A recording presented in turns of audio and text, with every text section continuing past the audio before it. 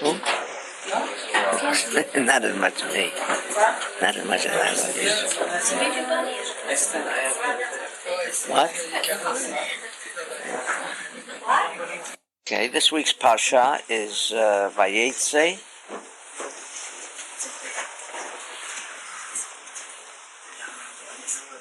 And it says that Yaakov went out of Beersheba, came to Haran, and over there he touched or reached a place, and he slept there because the sun had set, and he took from the stones of the place, and he put them under his head, and he slept, or he lied in that place.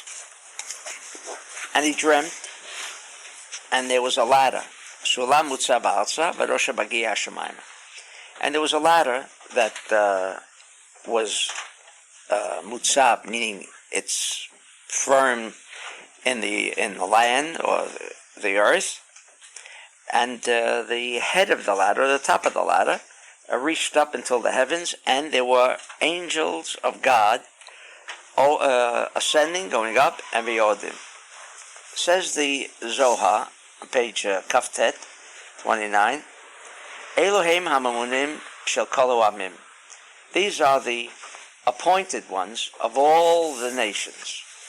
What he saw, when it says that he saw the angels of God going up and going down, so the Zohar explains ha'olim v'yodim b'sulam hazeh, going up and down in this ladder, and it says the following: Kasher Yisrael chotim, when Israel sins, nishpal hasulam ve'elu hamamunim olim.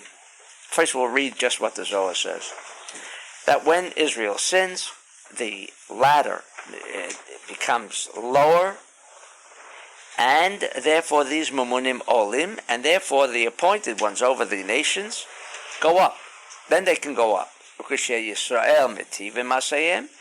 And when the Jews are positive in their actions, mitaleh hasulam, then the sulam goes up, v'kol hamumunim yodim lamata, and then all the other appointed supernal angels that rule over the other nations then go down, because the ladder went up.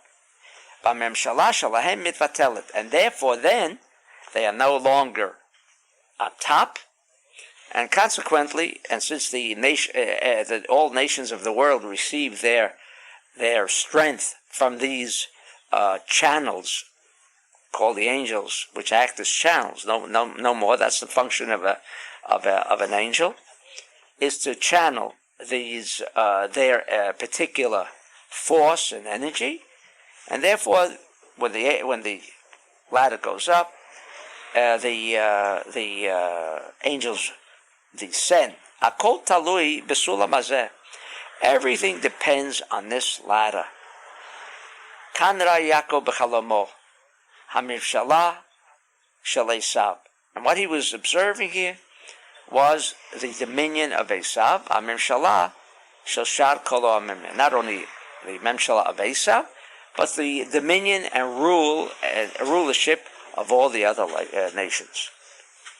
Now, what is the Zohar telling us here? That when the Jews sin, the sulam goes down, and therefore Be'ela hamamunim olim, and therefore the appointed ones of all the other nations ascend, and they become the rulers.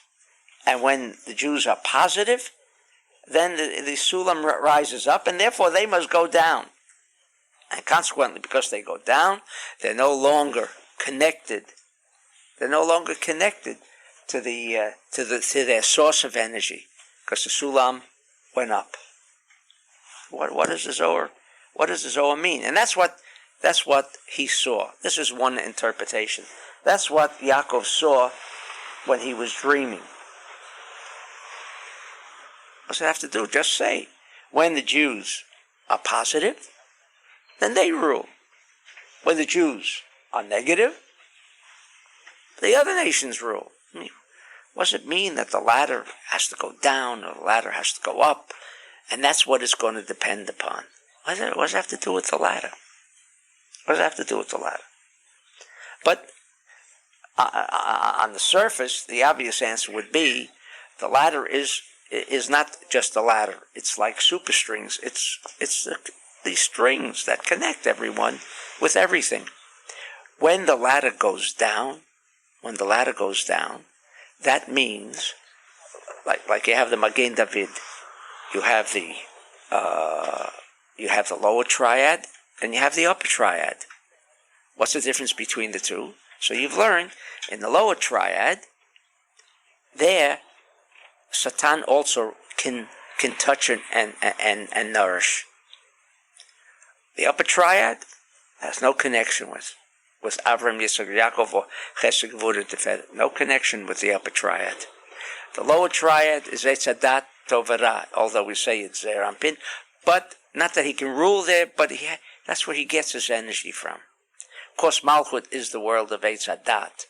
So up there is not Eitz Hadat, but only that he can make his connections.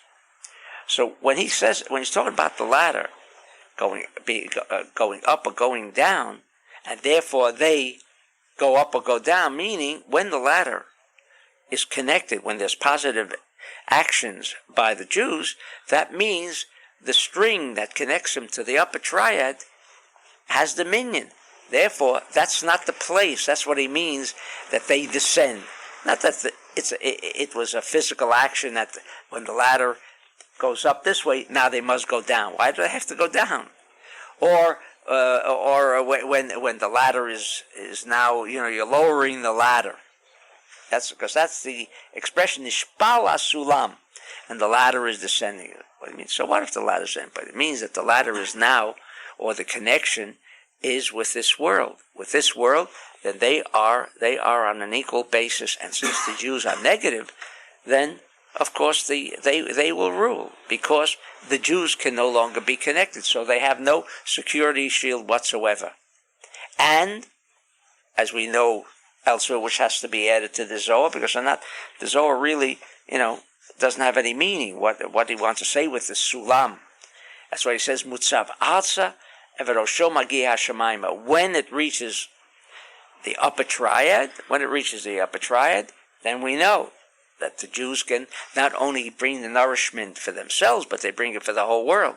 When the ladder is lowered, meaning because the Jews are negative, and so they're not connected to the upper triad, then what happens? The reason why the Jew, the non-Jew will then go after the Jew is why? Because that's because we're going to learn in Vayishlach, because he naturally hates mitzvah gedolah. When we come to it, we've already discussed it last year, that it's a mitzvah gedolah for Esav Yaakov. A mitzvah. I mean, all of a sudden he has a new mitzvah. Besides the 7 mitzvot, he got a new one. That new one is that he should hate Yaakov. What kind of a mitzvah is that? It's enough that that they hate us, but now it's a mitzvah to hate us. But obviously, that just in brief, what the Rabbi Shimon, and who says that? Rabbi Shimon Bar Yochai. What does Rabbi Shimon want to say with that? That just like we learned on Sukkot, the only nourishment the non-Jew has is what the Jew is going to give. The Jew is negative. It's going to hate him. You know why he hates him? Anti-Semitism. Why? Because Esav, so now you'll hear that. Anybody who knows a little, Talmud and so on, because Esav instinctively hates the Jew. That's not true. Not true. He hates the Jew because he himself cannot reach up. As soon as that ladder reaches up there, he has lost his connection. That's because he is not. That's what the difference between a Jew and non-Jew. Not that one is better than the other. It's because one has a function of being connected there because of his desire to receive, which is commensurate. I'm a bigot because when I'm in Paris and I have a shaver or a steam iron, and I'll put it into the plug over there, it's going to burn it out. What a horrible socket, right? Terrible. As if the socket hates the appliance. Hates the socket. That's no talk of an appliance with the socket. This is not equipped. The iron is only equipped for 110, not for 220. Not a question that the socket hates. The French socket hates the steam iron or the. Okay, so this is what the Zohar is trying to tell us here. All right.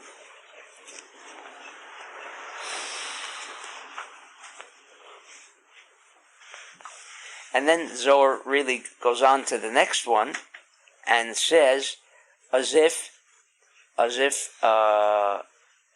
I wasn't sure that this was the explanation of this first part of Zohar, but from the second part of the next paragraph on page Lamed 30, paragraph Nundalet 54, it indicates that how we're getting the explanation is really valid.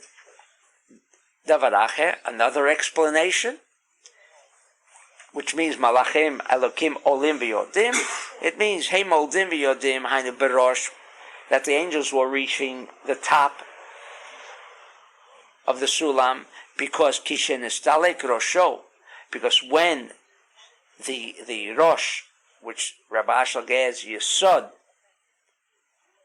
is no longer there, Asulam Nichna, and all of them are now not connected, meaning they're not connected to Yesod, meaning they're not connected to the channel that will give them the energy. Kasher mitchaber harosh bo'oto sulam, hu mitalel v'chol hamamunim yodim mishlitatam. But when the sulam reaches up, then all the appointed angels of all the other nations must descend. And Rabbi Ashlag adds over here. No, it says in the Zohar, "B'kul echad milah." Is he saying something different? No. Kloma bet hapirushim, as Rabbi Ashlag, is really one, and there is no difference. But the only difference between them is the way it's explained. I thought that was interesting. All right. Now we come to the next few verses, and it says, because the Zohar here is not in order, but we'll come back to it.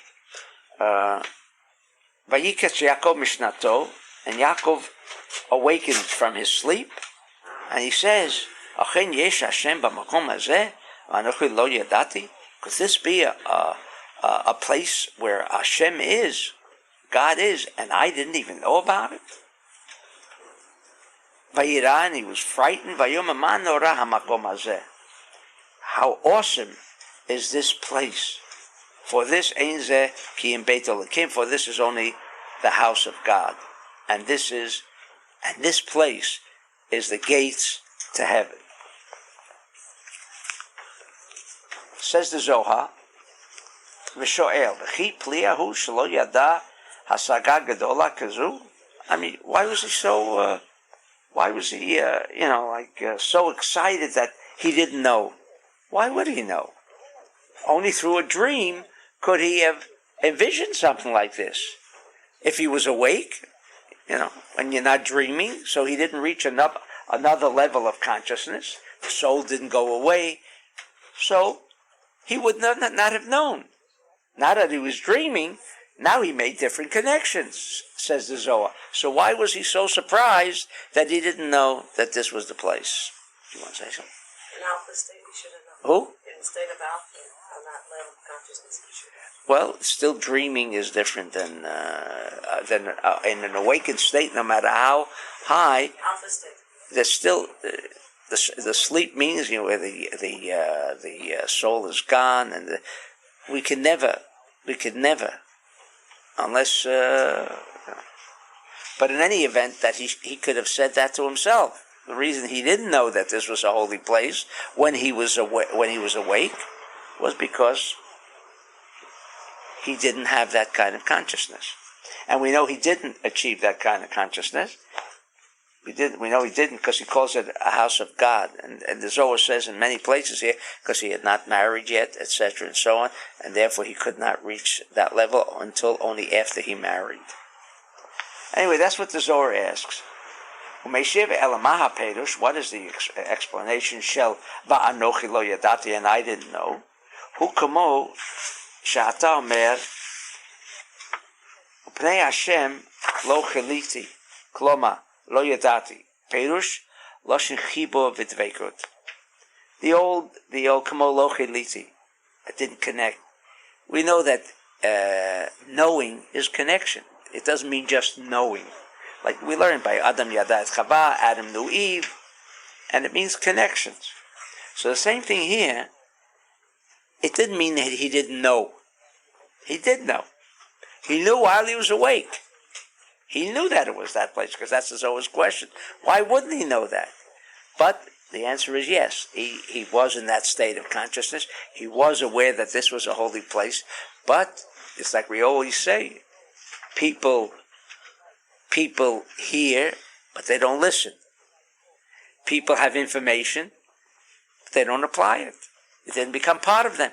So that's what connection means. What does it mean? I know. What do you mean you know? Piece of information that's stored. That information doesn't have to be stored here. It can be stored in the library. It's also there too. What's the difference between information in the library and when I don't apply it? Because it's not part of me. The same way, this information could even be in your memory bank. If you don't apply it, then you have not made the connection.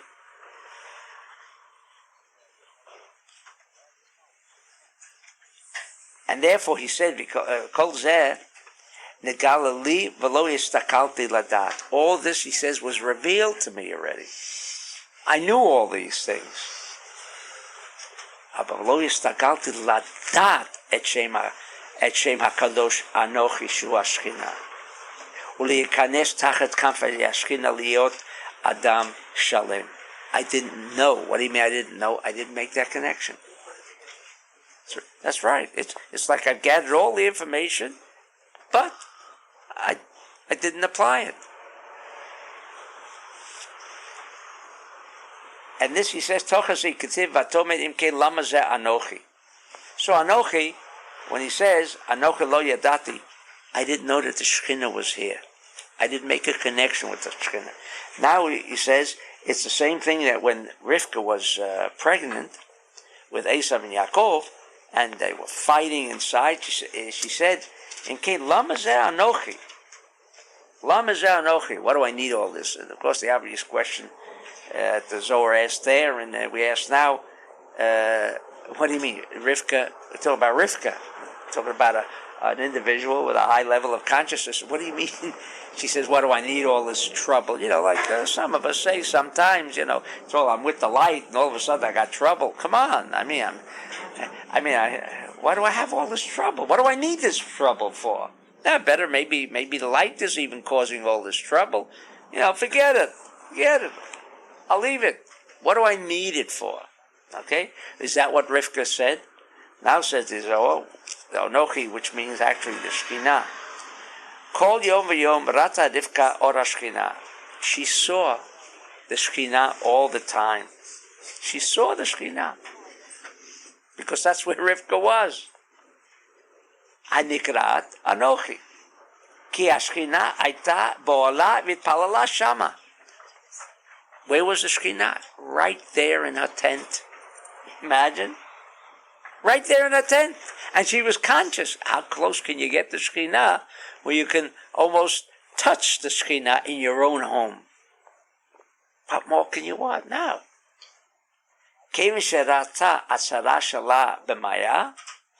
But when she saw the trouble within her inside, meaning the problem that she realized that she had Esav inside, lidrosh et Hashem. What did she do? She went to look for the Yud Kei Vav Kei. Ki yatsa mimadrega zu da'anochi. When she said, Imke lama zeh anochi, Why should I be connected with the Anochi, which Anochi, like here, is referring to the Shekhinah? She went to another El Madrega Acheret, Shiavaya, Sharai Anochi, Usham Shekhinah. Because the word Anochi is referring to the Shekhinah, the lower level. Shum Zeh Amar Yaakov, B'chi kol kach re'iti v'anochi lo yadati, ki hu levado, haya levado v'lo nichnas tachat kanfei Shekhinah. He was right there, like Rivka. She was right there, but he didn't connect with the Shekhinah to go anywhere, even though he had it right there. By Rivka, that's what it meant. That's what she went to say in the Bet HaBedesh of Shem Ve'ever. Listen, so it's a little different than the way Rashi explains what was going on with Rivka. It wasn't that she lost faith. I mean, now she has doubts. After all, she has an Esav inside. It's like some of us begin to have doubts. After all, if I'm close to the light, how could I have this negativity around me? Right? Impossible. That wasn't Rivka's question, because Rivka knew that she had to bring these two children into the world. There was a process. What are you asking? But the process must always be beautiful. So we're going to come to the Zohar too. Process must be beautiful. That means you don't want din in the world, right? Can't be din in the world. We'll come to that too. So obviously that was not what the implication of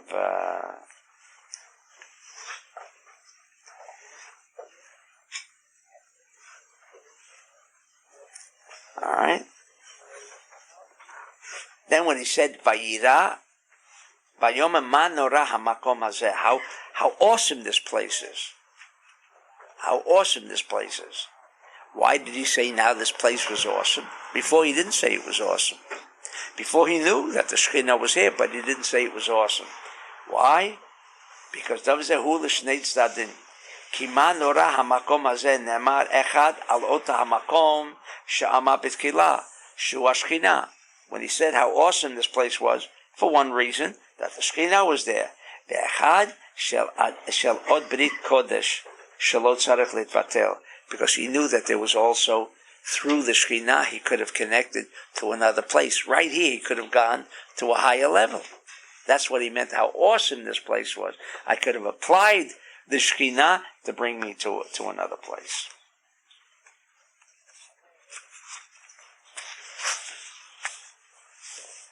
Then it says, now we go back where it says, V'nei sulam mutzav alza.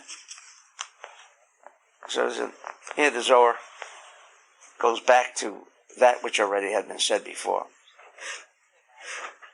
Kishehikitz, and when he arose, it says, Ein zeki im beit olakim, v'zeh shar hashemayim, and this place is the gate to the heavens.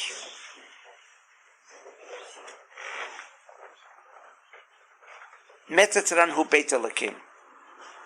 That's the lower level of Malchut. It's an angel. Beit Elokim, right? Elokim always is differentiated from the Yud Kei Vav Kei. Elokim refers to the lower level of Malchut. Badei hu shar likanes lifnim. If you don't make any connection with the Shekhinah, or you don't make any connection with Malchut,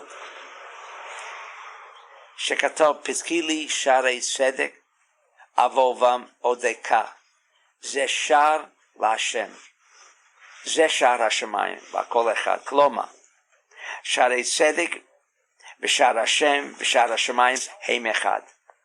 All of these things that we refer to are all the gates. And the gates are always going to be where? On top of the mountain? So you get closer to God, because after all, the closer you get to God, the closer you'll be with God. The answer is never. Never. The only place you can make your connection is to the gate. If you don't make your connection with the gate, you never get up there. Some people are striving to reach higher levels, forgetting that you don't work to reach higher levels. There's no such thing as reaching higher levels, because now I'm working on an upper level. You work through the gate. Through that gate. You keep making your connections to the gate. The gate, once you open up the gate, like it says in the Zohar, all it asks for us is to open up an opening no wider than the opening of a needle. Right? That's all. That's all that's necessary. Like this, we think, who knows? I mean, to get into where we can create miracles, we can create chiyat hametim. You know, we have to go for that. You have to be the biggest tzaddik in the world. To be able to reach such heights requires a lifetime of work, all day and all night, until I can reach that level. And the answer is no. You don't reach those levels. You don't reach those levels. Therefore it said, Sulam Mutzav Alza. The ladder is where? The ladder exists and is established where? Right here. You get your foot onto the ladder, you don't have to climb the ladder. Don't have to climb the ladder. Just make sure that you can open up the gate to get all the way up there to the gate. If you get to the gate, then you're going to be up there with heaven. And then after this little scene, What's the gate? what? What's the gate? Malchut, right here. What's the gate? Where do you have to get so that they How to get to the gate? Yeah. How to get to the gate? Well, how do you connect with the Shekhinah? Yeah. Only. I wrote that even with miracles and prayers. Only one way. You want to get to creating miracles? Only one way. Have to work. That's all. You have to produce man, mayim nukvan. What is mayim nukvan? Female water. Action. Female waters. What is female? Where does females water? Female waters, like the well, is called mayan nukvin. It's called the female. Why is it called the female waters? Because it goes like the well. Well has one characteristic. Usually water that comes from rainwater. What happens with rainwater? Always seeks its own level, right? What's it? Right? Seeks its own level. But where does it come from? It comes from above. So it's called mayim duchrin, male waters. Female waters goes against the grain. Why? How come it's coming up? Why rainwater goes up? Because it came from up. But the well water is coming from below up. That's why it's my life. That's why it's called mayim chayim. Sure. That's right. That's why rainwater is not called mayim chayim. Why is it called mayim chayim? Why is it called? Because that's not what's going to give us life. That's right. Here the water is going against the normal tendency of gravitation. Gravitation, just like we say about a person. How come he's able to walk? If a tree falls down, that's Newton's law of gravitation. Why should we be able to walk? We should be stuck to the ground because of the rule of gravitation. The answer is no. We're given this opportunity to go against the pull of gravitation. That's why we can walk. Only to teach us that we can go against what is gravitation, the desire to receive for the self alone. So the gate is a restriction. That's right. And by That's my learning the nukvin. Restriction and going above the restriction is how we get to That's the what gate. the whole limud of Kabbalah, that's why it's called Kabbalah in one word. See? Right? How to receive. Receive by Now, restrict. to get to the gate, one has to learn and work. That's right. If one learns and doesn't work, he can't get there. And one works and doesn't learn, he doesn't. That's right. But If one learns, then he is like Yaakov said, Anochi lo yadati. So how I can didn't make somebody a ask kiss. for little Noach? What? What? If you have little Noach, that's the only way you get to the gate, because it's going to make a transaction restriction. That's right. So what do you mean to say? Most people slip at the gate. That's where Get on the ladder. when you're in the kitchen, if it's too hot, Go ahead. get out. Okay. Yeah, it gets hot. Why is it called Karale Makom Yirkewav Kel? Wait, Kale. Bet kel, Why did you look for your cave of cave? What do you mean by that? because that's a higher level. In other words, on the Malchut level, nothing happens. Nothing happens. Nothing. This is only a place. That's why there's Tovara. This is only a place. Why is it good? Not because there's good here. We can create good here. But basically it's called Eitz Hadat. It's the place where I can make the connection. Da'at, again, from the word connection. Restriction can only be Here is only the world of what? Connections. You want light, you make the connections, then you connect it to the light. But it requires not just I have all the information, I've studied Kabbalah now 50 years, but no action. No action. No action, that means you haven't connected you haven't done any Mayan Nukvin. Then you're full of information, no action. That's what Karen wanted to say. You can study all your life, and if there's been no action, then you have not made the connection. That's what he was saying, Yaakov. I know about the Shekhinah. I know this was the place of the Shekhinah, but I didn't do anything about it. I didn't make the connection to it. So what's the good of it? I wanted to ask, that place, is that where you formed with the angel? What is inside? No, not over here. Not over here. Okay, go ahead, go on. Not over here. Okay? Then it says, after the incident, Vayidu Yaakov neder leimor. Then Yaakov made a neder, made a promise. Im Elokim imadi, if God will be with me, Ushmarani baderech hazeh, and He will watch me. He will watch me in this path. Asher onochi holech, in the path that I go. And v'natan li lechem lechol veged l'bosh. He's going to give me bread to eat and clothing to be clothed. V'shavti v'shalom. It's not enough. V'shavti v'shalom el beit avi, and I will be able to come back to my father's house in peace. Meaning, he won't have to worry about Esav. Not enough. V'ay Hashem li le'lokim, and also God is going to be a God for me. Not enough. All the other things, right? Ve'even azot, and this stone, asher samti matzeva, because he said before that these stones that he had placed under his head, he had now created. This is where we get the idea of matzeva, the first time, matzeva, where there's matzeva from the word mutzav, which I'll come to shortly. Matzeva comes from the word mutzav. Remember we said, Sulam mutzav alsa, the ladder is established, mutzav, on earth, down here, and then Barosha Magi Hashemayim. If you remember that was, and then when you do that, you connect with the mutzav alsa. So what was he making a matzeva? It says, Vayosem ota matzeva, but I'll come back to that. So he says, "Va'evan azot asher samti matzeva," and this stone, where all the stones became one stone, and I put it under that he put under his head, and now he made a matzeva. He a beit alakim. This should be a beit alakim. V'kol asher titen li aser asrenu lach. The order doesn't.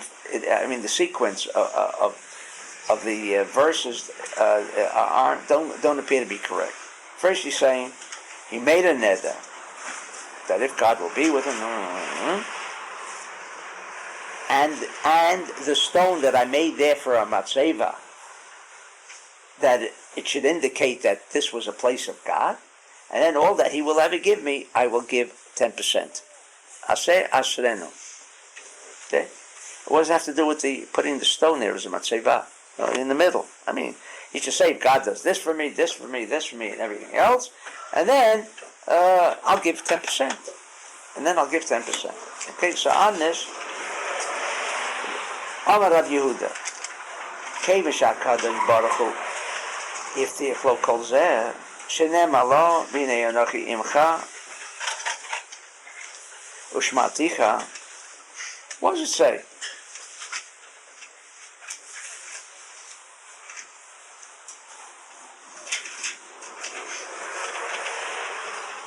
When this is in the dream yet, right? He didn't wake up yet. What does it say? I skipped those few psukim because now I'm going back to it. It says, God says in the dream, I will be with you. Hinei anochi imcha, ushmaticha, I will watch you, b'kol asher telech, wherever you're going to go. Vashivoticha el ha'adama hazot, and I will return you to your father's house. Because he's leaving his father's house. Ki lo e'ezavcha ad asher im asiti asher dibarti la. And I will not leave you. I will not forsake you until I do everything that I said that I'm going to do for you. Now he wakes up, all of these things, right? And now he says, God, if you're going to take care of me, I'm going to take care of you. I'll give the 10%. God already told me. In fact, God didn't even demand 10%, right? It's almost like he's going to give him a free trip. There's free trips in the world. So we all expect God to help us, right? Funny thing, that God doesn't always help, unfortunately, everyone that wants what he needs, as if God doesn't want to help, right? But whenever someone needs, and there's no help from anywhere else, if there's no help from the doctor, and the economist can't help him anymore, and the social worker can't help anymore, and the psychiatrist can't help anymore, then who do you go to? You go to God. You got somewhere else. What? Oh, where'd you go? To the rabbi. Oh, to the rabbi. If the rabbi doesn't help, then what do you do? What? You got to go to God. Then you got to go to God. Yeah, you still go to a rabbi. That's right. Yeah, I mean, he may give you a blessing, and everything works out. Very good. Okay, but here God already said, without demands. Without demands. I'll do everything. And he repeats everything that God said. Everything that God said. Except there's one little difference, right?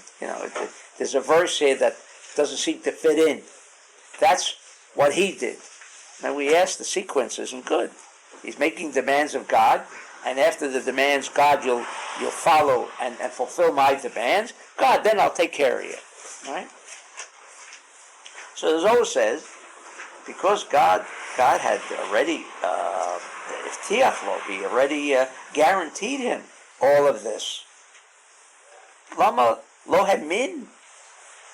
How come Yaakov didn't believe in God? That God would fulfill all of his promises? If God will be with me. Right? Doesn't make any sense. Umeshiv and answers the Zohar. Elama Yaakov. Yaakov says like this.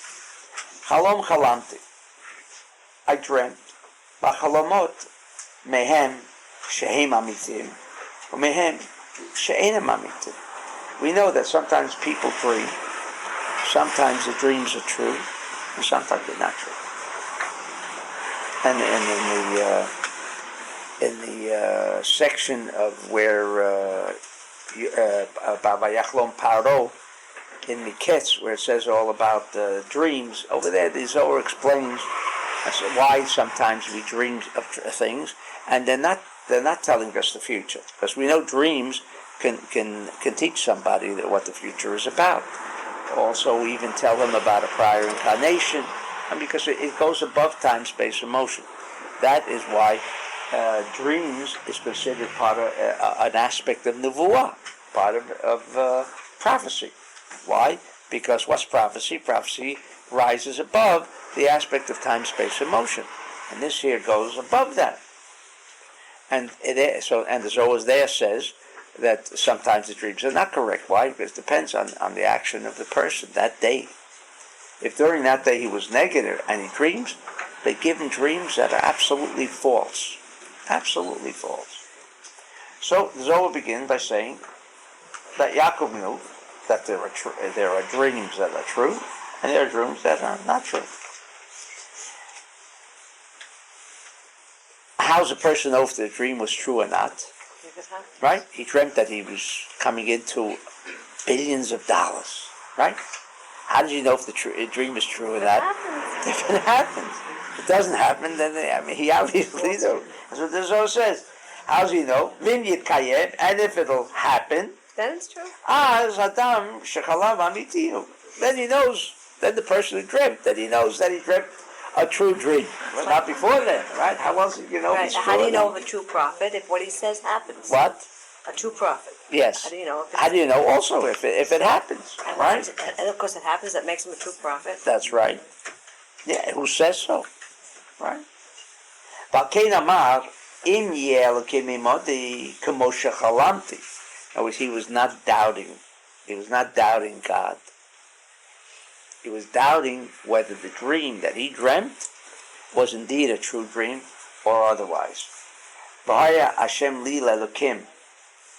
Az ani eyeh moshech brachot mimavo hanachal shel bina lemokom hazeh shenikra elokim. What does this mean? Zohar goes on to explain it. Bore Yisrael shehu be'emtza hakol. The Jew who's in the middle of everything.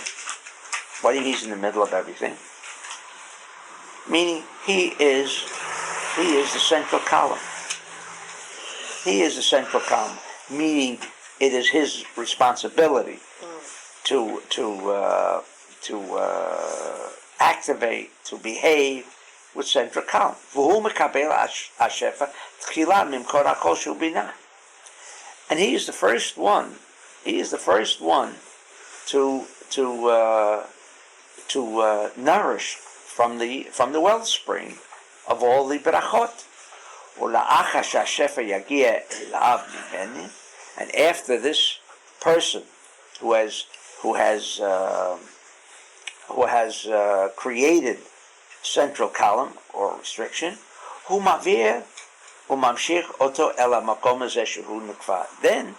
that person draws from the wellspring known as Bina, all of the brachot, and then he brings it down to the world of action.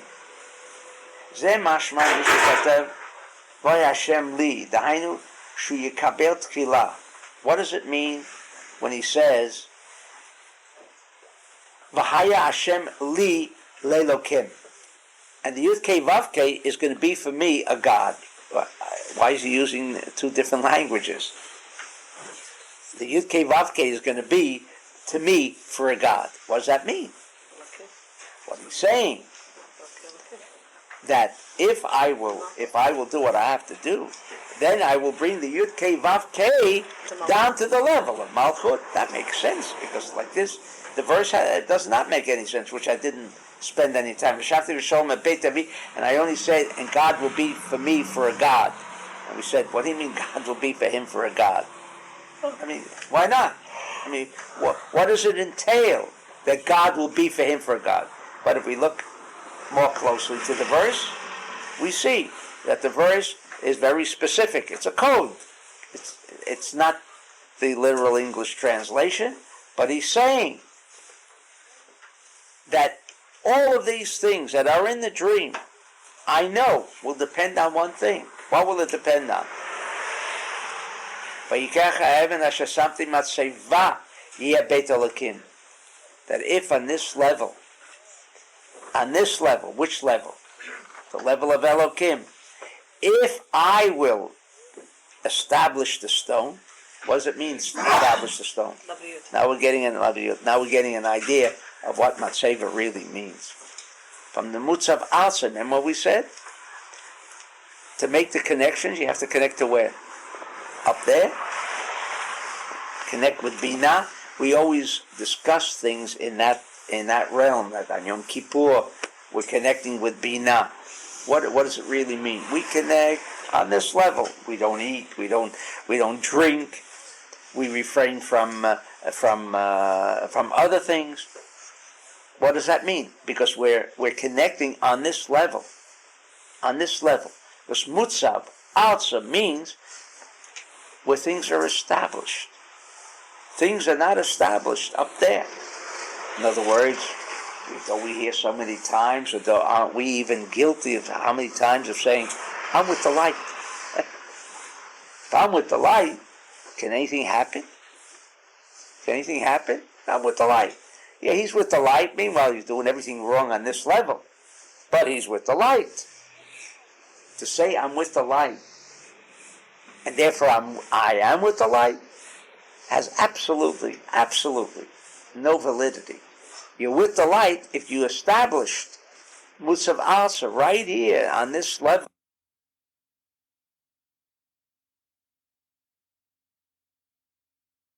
have to do is being done right on this level, then you can say, I bring Vayashem li lelokim. That's what Yaakov said. Then I know that I'm bringing Bina, or the Yud-Kei Vav-Kei, down to this level. And that's what he meant. Vayashem li, dainu, shehu yikabel tchilah. What do you mean li? In other words, I'll be the first one to get. That's why I say Hashem li lelokim. Because if I, or any person, because the Torah is not talking about Yaakov, the Torah, well, this is the codes for human behavior. This is the way we have to act, not the way Yaakov is going to act, as if, well, Yaakov is a great person, so therefore he's going to reap all the benefits of being Yaakov. And what about us? No, it's a teaching for us.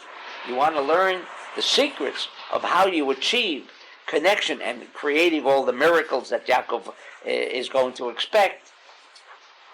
After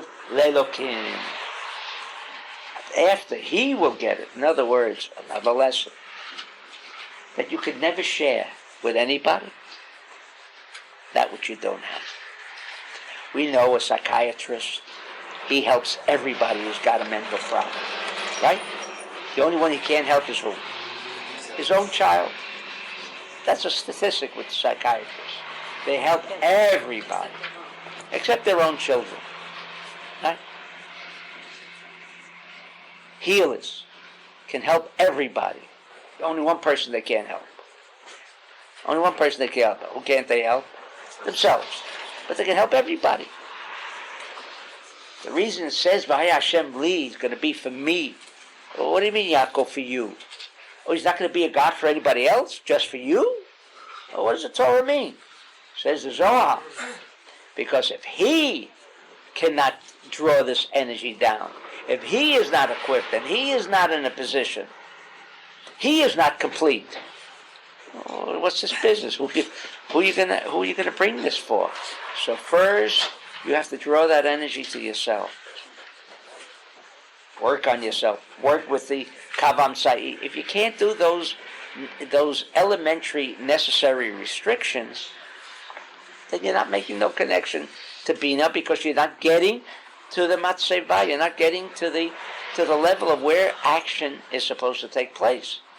Then never will all of that baracha, all of that shefa, all of the beneficence, barachot that we're looking for, ever come down. So it's got to come down for me. And when it comes down for me, then it can come down for Leilokim, then it can come down for others. This is the interpretation of the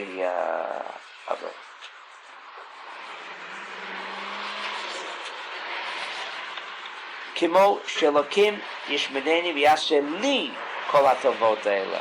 Therefore, it says here, everything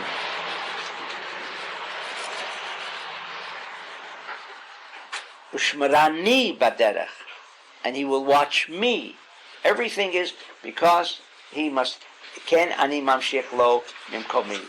Dainim is rampin, and when he gets it all, and v'shafti v'shalom beit avi shepirusho. What does that mean? I will return back to my father's house. Because now he's saying, if I will be, Yaakov was Tiferet. Yaakov is in the upper triad. He's Tiferet. If I will be whole with myself,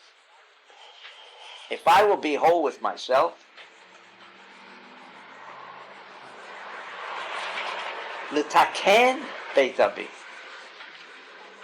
V'shafti v'shalom el Beit Avi. So on the surface, again, it has no meaning. What he's saying, v'shafti v'shalom, when he said, and I will return with peace to my father's house, Zohar says, no, that's not what he's talking about. But he's saying that if I will return, where? El Beit Avi, to my household, bishleimut. In other words, I have come to be peace with myself. Not that God will give me peace, because that's what we're asking. I mean, God said, I'll give you peace. God can give us peace. And he gives us peace every single day. He furnishes everyone with every needs. But there's one problem. We're not connected to it. It's here, but we're not connected to it. So what it means when it says v'shafti v'shalom, it didn't mean, and if God you take and you provide that I return home b'shalom. No, says the Zohar, that if I am in peace with myself, I sit in peace, meaning I sit and I am whole with myself. El Beit Avi, how? The Taken Beit Avi, because then, if I am whole with myself, I can be metaken. Then my household, everything around me, will be at peace. If I am not at peace with myself, then I will never create an atmosphere of peace. This is such a fundamental teaching. Such a fundamental teaching. If you're not at peace with whatever is going on, a tzaddik, a Yosef, being sold in jail, was Yosef in peace with himself? Or was he complaining? God, where are you? If he was complaining, God, where are you? Then he was not at peace with himself. Then he couldn't help anyone. Never. If you're not at peace with yourself. It wasn't in peace, but instead he had the best of everything. In jail, he had the best. In jail. That's why it's funny how we don't pick that up. That's right. Peace. It says, Rashi says, when he was in jail, God gave Yosef chen, and he overseed the whole prison. He was the boss. You know, like in these prisons that they have the country clubs where you can still continue playing tennis and golf and all the food you want. You got television, except he changed his address for 3 years. That's all. And maybe it's even better because now the creditors don't come after him. The courts won't come after him. All, you know, like these guys who were sitting, I don't want to mention their names, when they came out, they got trouble now because now they have to face civil suits because now stockholders are saying because of him. Now, first the government took care of him, right? He sent the boy to a country club. What happened there? He's free from all sin. They can't drag him to court. Now he gets out of court. Jail. Now everyone's going to start troubling him. Then he got trouble with his wife, and he got trouble with this and that. And now his trouble started, not while he was in jail. Right? Also, maybe that's what it meant. Not what it meant. We don't pick up on it. We just say, well, you see, while God was with Yosef, and you see how all the things worked out, and he was now in a prison, but he was the boss. He was the boss. That means God helped him. He was the boss. He was the boss. You know why he was the boss? Because he was the boss over himself. He was b'shleimut with himself. He was at peace with himself. He wasn't complaining, God, how come I'm here? He knew the process. He didn't complain with the brothers. In fact, that's why when he met the brothers, he didn't hate him. Oh, what a tzaddik. For that he didn't become a tzaddik, by the way. When did he become a tzaddik? When he resisted the seduction of the wife of Potiphar. Why? You don't think this man is a tzaddik? Imagine his own flesh and blood, his brother sold him. And now he's the boss. And now they're standing in front of him. And he doesn't take revenge. Right? Yeah, shouldn't he be a tzaddik for that? That was after. In everybody's book, he should be a tzaddik. More so than not being seducted by the wife of Potiphar, right? I don't know that. Why? Why? Okay. Alone, and she had seductive powers, and he fell in. That's it. But over here, so what would have happened? Okay, he fell in. He didn't resist temptation. But over here, brothers are standing in front of him now. He doesn't take any revenge. When he reveals that I'm Yosef, he says, don't be afraid. I'm here because I'm supposed to be here. Right. You know why he didn't become a tzaddik at that point? because that had nothing to do with him. He knew he was part of a process. So what that makes me a big tzaddik? That's why a tzaddik, if he's going through pain, he's going through... If he is truly at peace with himself, doesn't have doubts, God, how do you do this? What do you mean, God, what are you doing? This is the process. And he knows why he's part of the process. Pain maybe for someone else's death even, could also be. Pain for someone else's death. Like Rabbi Akiva. Oh, they took the skin off the meat. Oh, how awful, how terrible. But he was so happy because he was paying the debt of one of the brothers, of Yisachar. He was paying a debt. He was so happy that now the world, the cosmos, would be free of another liability against mankind. Sale of a brother is death. He took that whole piece of negativity, that whole encapsulation of that kind of negativity, and he could remove it. Oh, what an opportunity! Like he told the student, "You're a snake. You're trying to convince me. How could God do such a thing to me when I know? Look what the opportunity I had." So he's at peace with himself. Yeah, but everyone looking at him, the student looking at him, oh God, come on, God. Rabbi Shimon even asked the question. But Rabbi Shimon knew the answer before he asked the question, but he only asked the question for ourselves, and he said, God, the highest soul that ever came down to this world. Why? Why? And Rabbi Shimon had to give the answer. What was the answer of Rabbi Shimon? What was his answer? That the first second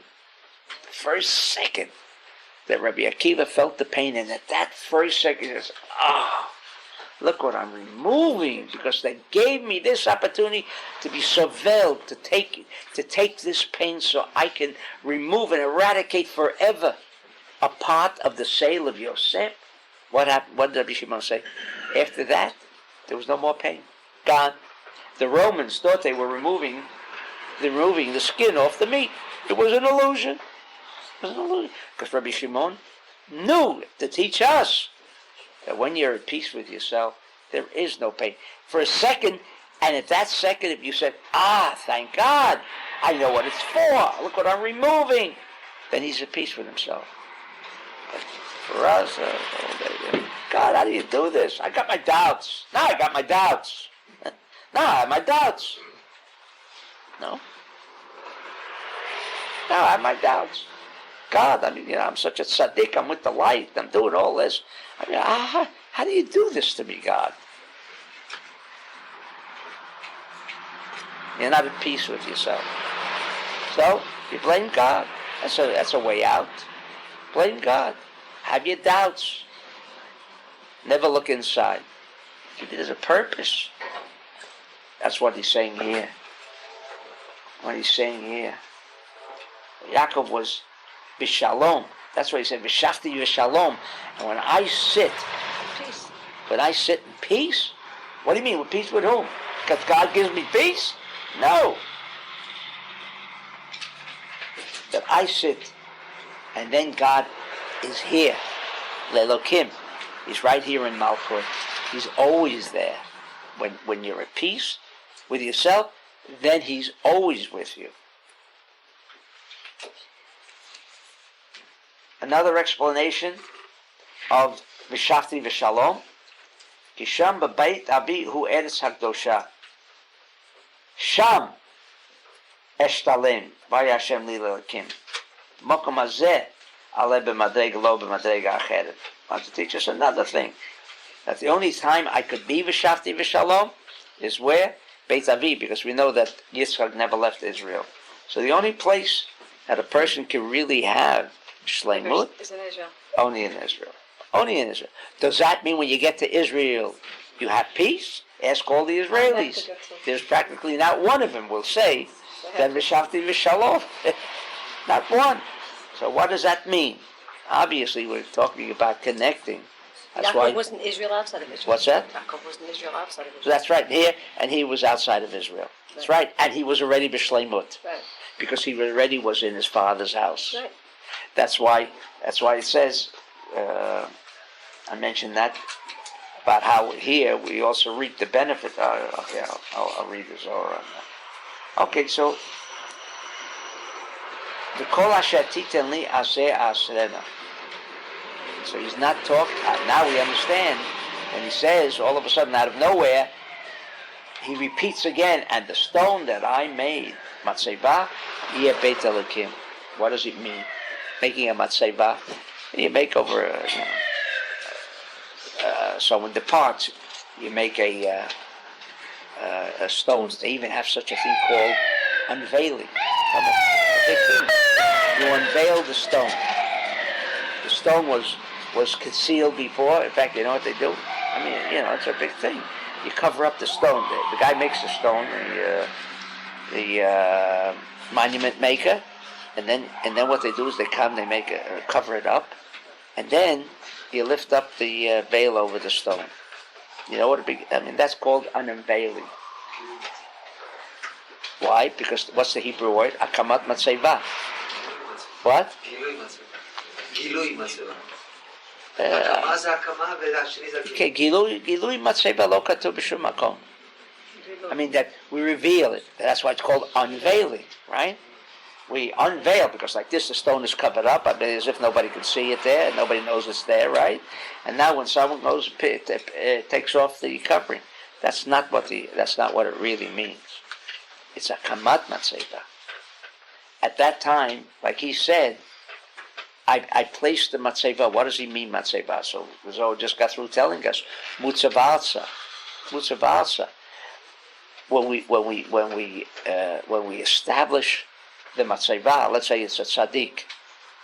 Every time you go and there's a matzeva, what does it mean? You want to connect where? What? To the energy of the tzaddik. To the energy of the energy of the tzaddik, of what he did where? Here. Mutzavalsa. Over here. Right. Over here. So when we sometimes you put a stone, not necessary, you can do this, it doesn't require putting a stone, although there is a custom to place a stone on a seva that's there. All right. But what it really means is making the connection, like he said, the stone that I put, here Beit Elokim. Stone? Yeah, because what he did, Yaakov, what did he do? He made peace with himself. To teach us that when you're at peace with yourself and you connect with the Shara Shamayim, you connect with this world, you connect with the energy of restriction, which is essentially all that it's about, then you have made a house of God. Where? Beit Elokim. Then Hashem will be li lelokim. Then because of my shleimut, says the Zohar, when I'm at peace with myself, then the Yud Kei Vav Kei will become a God for me. Why all these things happen in the storm? What's the significance of this? We're going to come to that now. So I said it actually. No, I'm not going to discuss it today because I discussed that. The stone is Even Shetiyah. Huh? That's what the stone is about. That he was making. Yeah, so I'm not talking about just the stone. That's right. All right. Then it says, and okay. Oh, and now why is it? V'chol asher titen li aseh asrenu lach. What does that mean? What does that mean? I didn't find the Zohar. I know the Zohar says it somewhere else, and I forgot what the Zohar said, but not here in this Parsha. I don't think so. So go on to the next point. Yeah, no.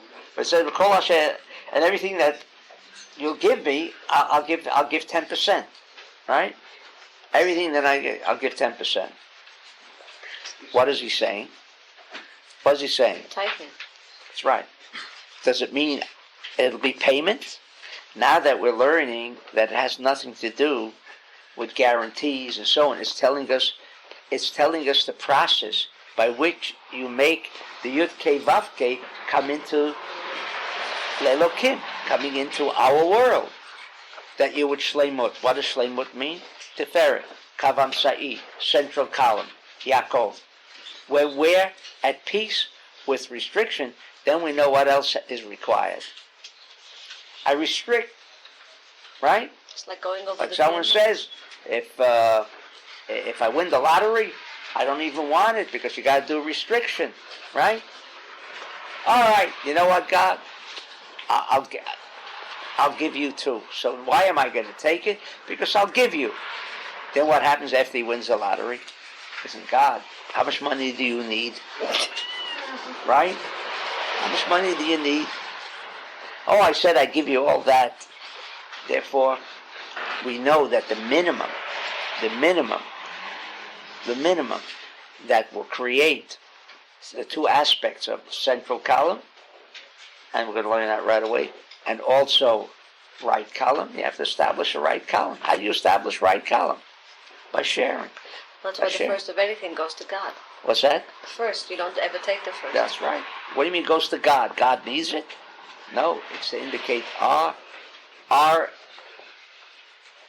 effecting on this level, in the Malchut level, the act of sharing.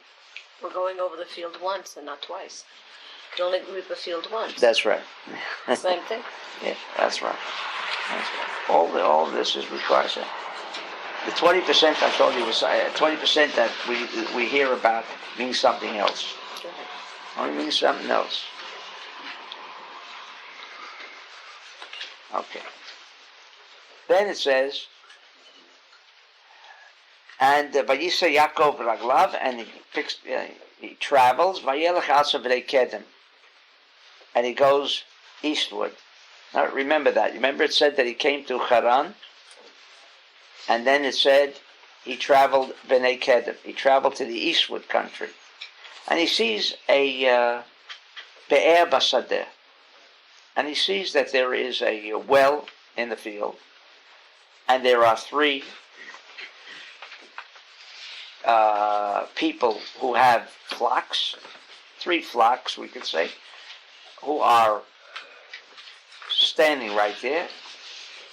Ki menaber ha'i yashku adarim, because from the well they will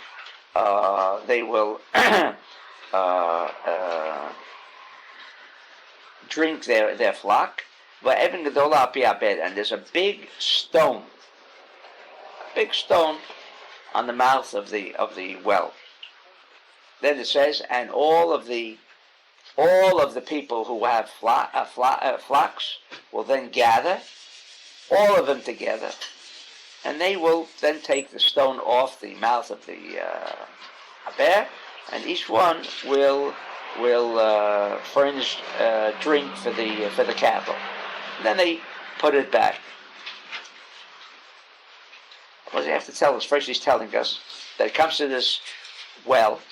There's 3 flocks of 3 people with their flock, and these 3 are waiting. As if if there was 1 waiting, or 2 waiting, or 5 waiting.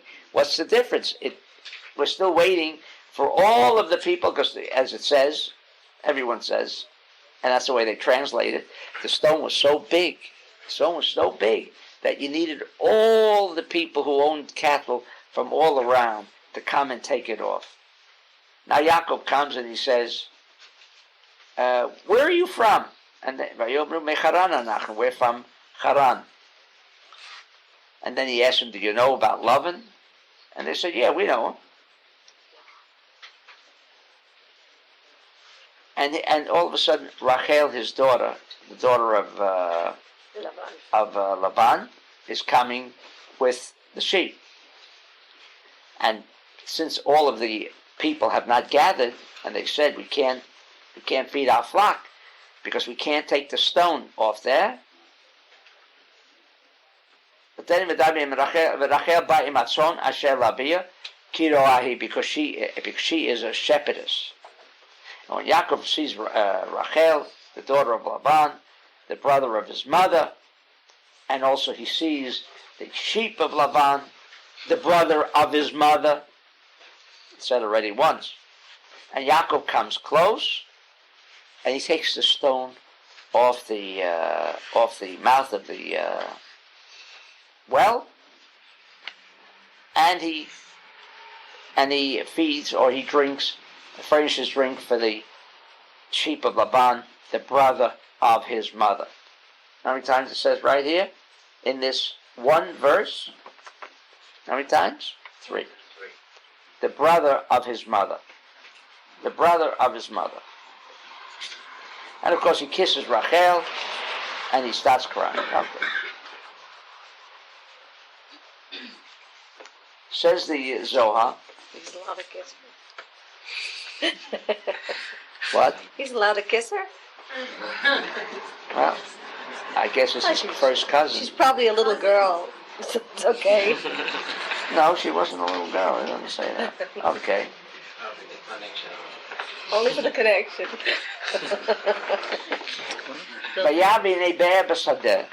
And he sees that there's a well in the field.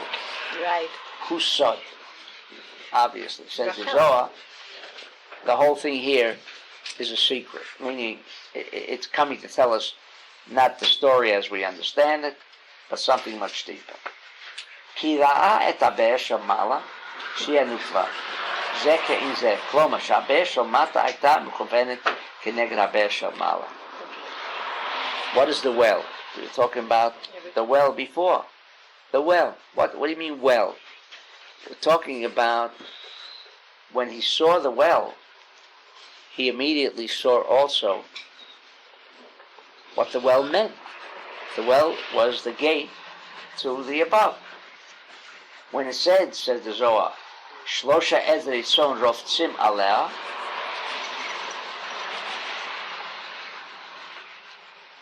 ושואל, אם הם 3, למה כתוב אחר כך ונאספו שם כל העדרים? I mean, it's telling us that there were 3.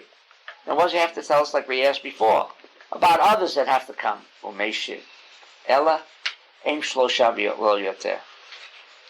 He wants to explain what the Be'er means. He wants to give you an insight on how to connect with the Be'er. If you know what, you're thinking we're talking about a well. We're talking about a well. What well are we talking about? He was talking about how do you draw from the well above. Not just the water, but the well below is a symbol of the well above. Shehem darom mizrach tzafon or chesed gvura teferet.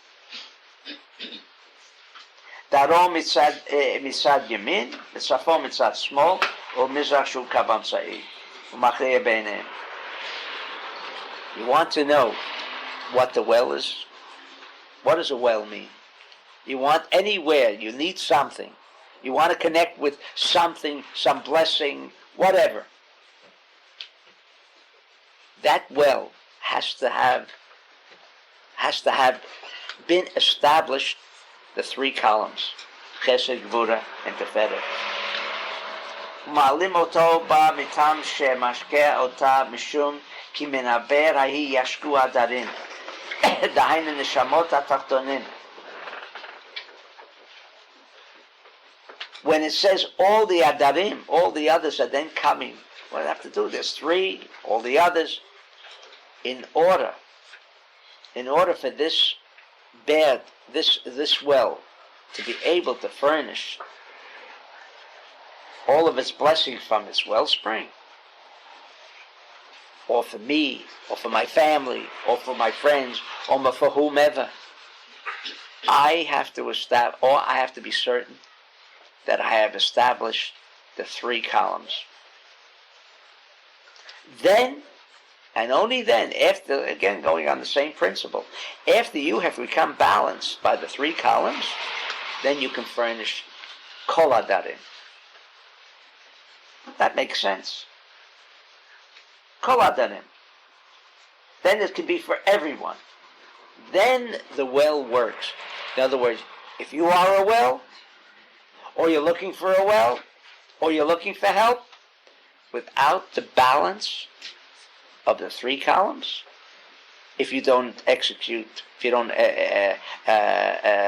engage in involving restriction, which is central column, needs, there's got to be needs. Without needs, there's no activity, and that they're sharing. Then you can only then can that spring also furnish for everyone else. Well, Yaakov could remove that heavy stone all by himself. Why? Okay, we're going to come to that. We're going to come. And then when it says, and then he, like this, nobody could remove it. Nobody can remove it. What does it mean? Without Yaakov, without the central column, and the balance of all three columns, which he is, he's the balance of the other two, Avram and Yitzchak, you can't uncover the well. Can't uncover the well. When you have this, then you uncover the well. Then you're Yaakov. He didn't want to tell us that, oh, Yaakov was of such enormous strength that he could do what all the others in the world couldn't do. That's right. That's right. It first tells us that there were three. Because the three were there, then it furnished drink for all of them. Then he comes and tells you on the practical level that in this world, when you have established the three within yourself, then you can furnish, then you open up the well for not only yourself, for everyone.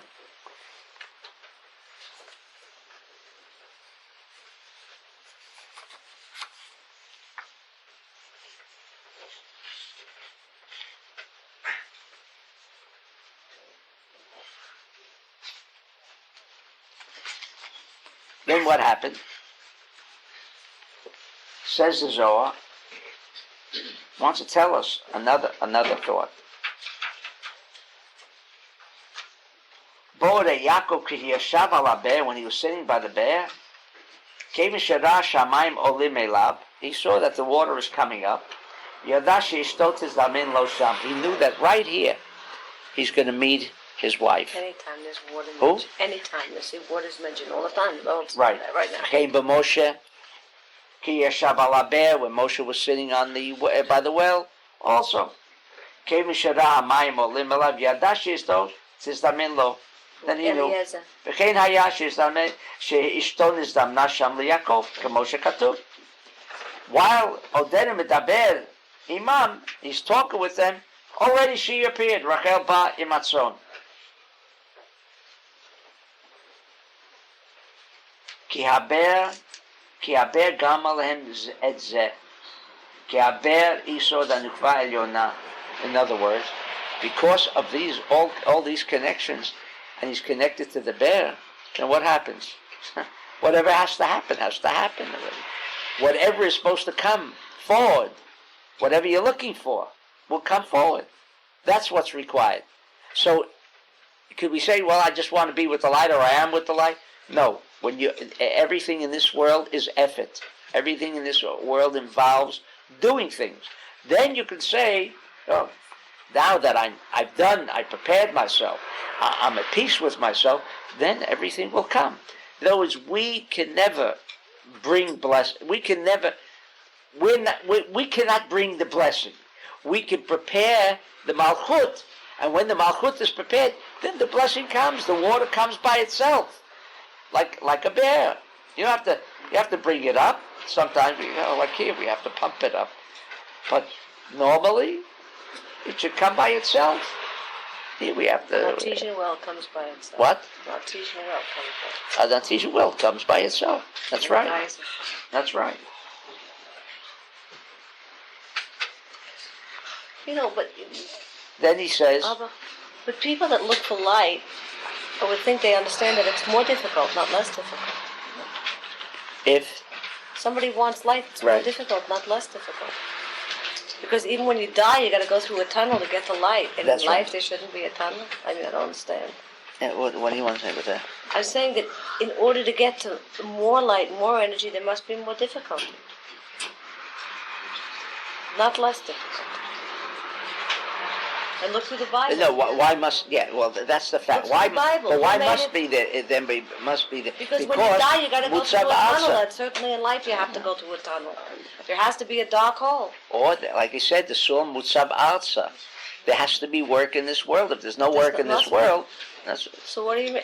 To reach light without effort? can't work. For your Doesn't bo- work. Without your body, without doing exercise, your body Right. can't be strong, right? That's right. So how can your soul be strong if you don't do something to exercise it? I don't understand. Nice. Okay. Then he also mentions one more thing. He says here, Be'er zu k'tuva b'Parshat zu sheva pamim. Over here, the wells, the word well is mentioned 7 times. Mentioned 7 times. Okay? And therefore it's called Be'er Sheva. And the Zohar says, Mine Be'er b'sadik min rabeh, because over here there was completeness. B'Moshe lo katuv Be'er ela pam echad. Here by Yaakov it says 7 times the word, in this whole incident together, here with Rachel, the word Be'er, meaning well, is mentioned 7 times, but by Moshe, lo katuv ela pam echad, shekatuv, vayeshev be'eretz Midyan, vayeshev al haber. So says why? Mishum shemoshe nifrash mikol v'kol min habayit shelamata. Dainu anukva, that is called Be'er Sheva, right? But therefore, because he left the world of Malchut.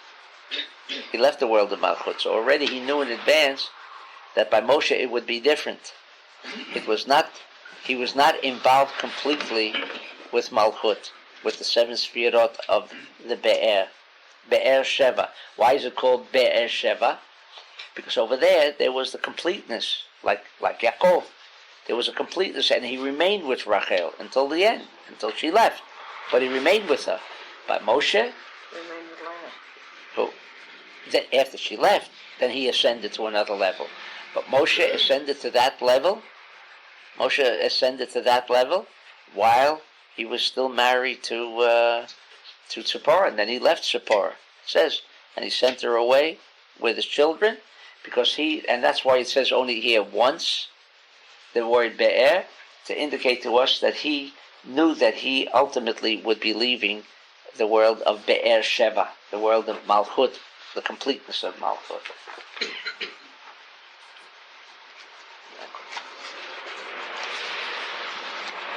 Then it says when he comes to Laban, he says, I'm going to work for her 7 years. Says the Zohar on page Nun Zion 57. Ore, Masha Katuv, I'm going to work for Rachel 7 years.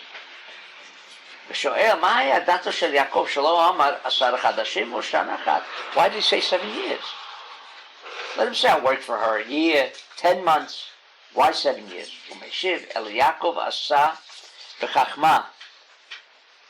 כדי שלא יאמרו הבריות שבשביל התשוקת ביפות של רחל עשה זה, אלא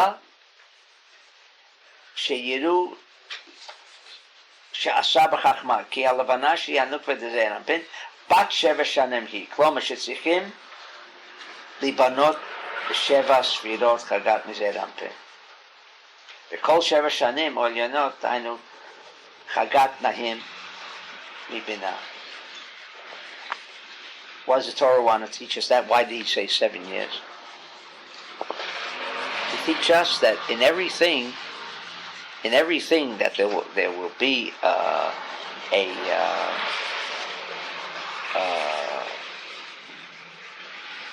permanency. Whatever we do, it must go through a process. Naturally, many of us would like that the process should be, we should reach the objective maybe yesterday. But nothing happens like that in this world. Everything must go through a process. And the minute we think we've done something, we've done everything that there should be done, then why isn't it happening? It's all, someone could be working years and years and years, and nothing is happening. He's with the light, and nothing is happening. So here the Torah, when it says that he worked 7 years, to tell us that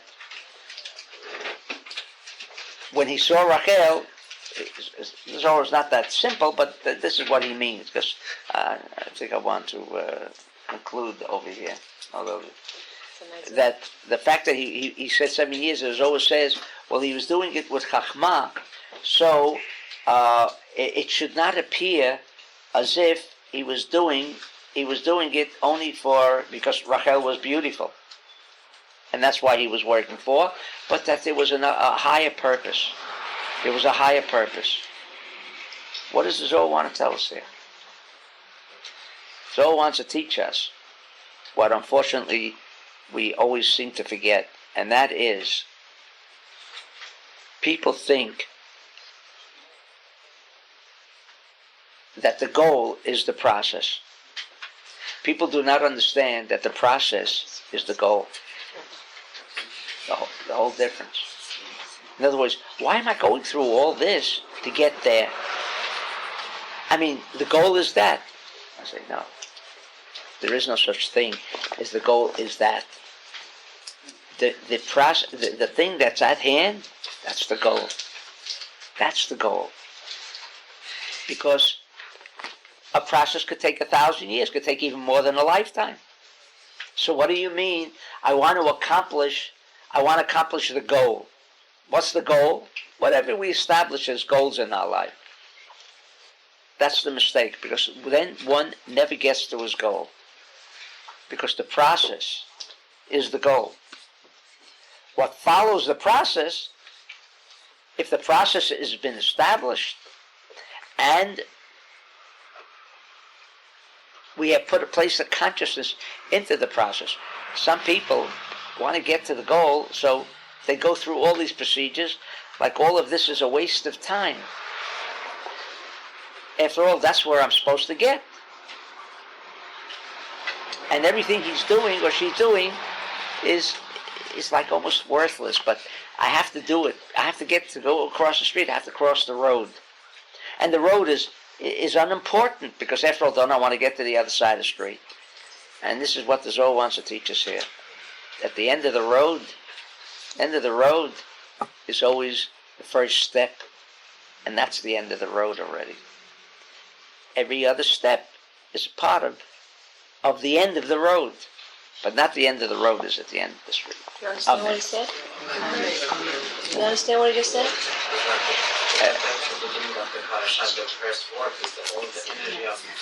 Right. Did you understand what I just said? You understood? Okay. We'll do if those who want to remain